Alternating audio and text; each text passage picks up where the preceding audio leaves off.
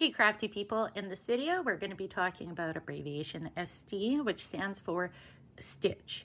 A stitch can refer to an individual stitch or a combination of stitches that end up as like a bauble or a shell or a whole pattern that is a stitch. For instance, this is angled stitch pattern, and it is made up of single crochet stitches and chain stitches. So all of it together is a stitch pattern, but all of the individual bits are also stitches.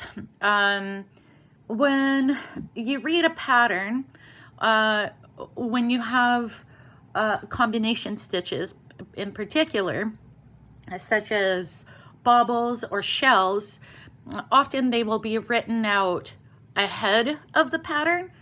They'll give you the instructions, how many stitches where, how to do them, how to create this particular stitch.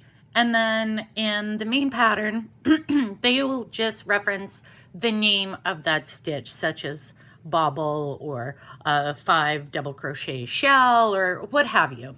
So a stitch can refer both to a complete fabric or work of fabric and individual pieces of that fabric. So that is abbreviation ST, stitch.